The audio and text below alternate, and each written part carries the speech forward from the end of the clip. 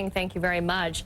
So will these new sanctions and China's possible compliance actually unnerve North Korea? Bruce Klingner is a former CIA Deputy Division Chief for Korea. He is now a senior fellow at the Heritage Foundation. Bruce, it's great to see you again.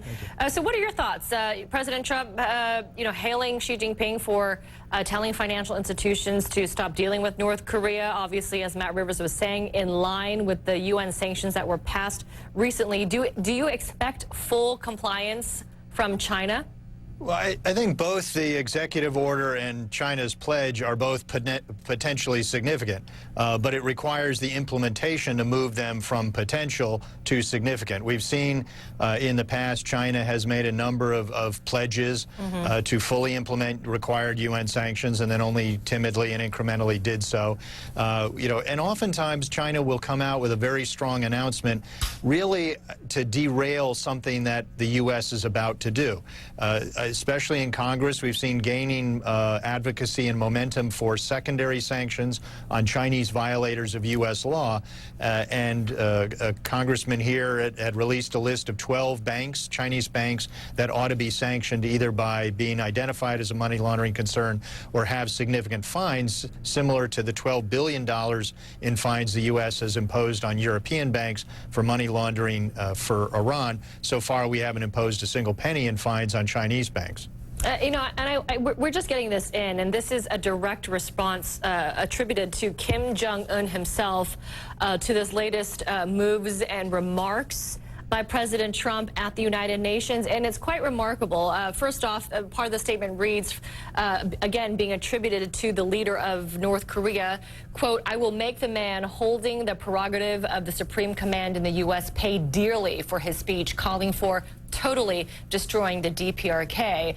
And Kim also goes on to say, Trump has denied the existence of and insulted me and my country in front of the eyes of the world. We will consider with seriousness exercising of a corresponding highest level of hardline countermeasure in history. Whatever Trump might have expected, he will face results beyond his expectation. There really is, Bruce, a very personal tone here when you see a statement from Kim Jong-un himself saying that he himself has been insulted along with his country, and he's saying that President Trump will pay dearly for this.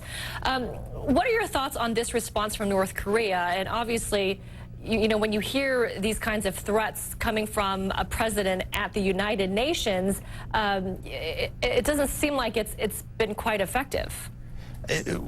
Because North Korea is issuing threats virtually every day, we're always parsing which ones are serious, which ones we should be concerned about, and which are sort of everyday propaganda. Certainly anything from Kim Jong-un himself, anything that is seen as reflecting an attack on the leadership is something we do have to take seriously, though we don't know how Pyongyang would respond. Remember back when there was that movie, The Interview, which was seen as insulting of Kim Jong-un, and that led to the Sony hack as well as North Korean threats to impose 9/11 style attacks on U.S. theaters and U.S. theater goers. So they do respond firmly to things that are seen as an insult. But then again, a year ago, the U.S. sanctioned by name Kim Jong-un for human rights violations. Some would say the increase in missile and nuclear tests was a response to that, but really North Korea was going to be doing those tests anyway. I also want to ask you about this trilateral summit between President Trump, the Prime Minister of Japan, Shinzo Abe, and President of South Korea, Moon Jae-in. They had lunch together, they met.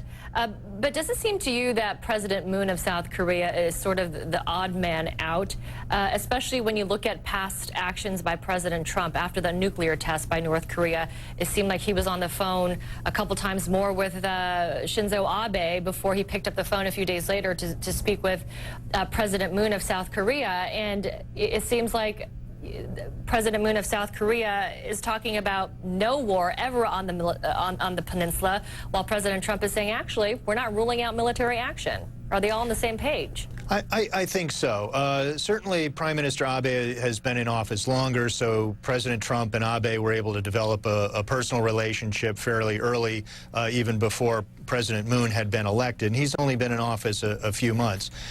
So Abe has a long history of being very conservative, very, much in favor of increasing pressure on North Korea, which seems to be in line with President Trump. President Moon is coming from more left-of-center background. He was chief of staff to a previous progressive president.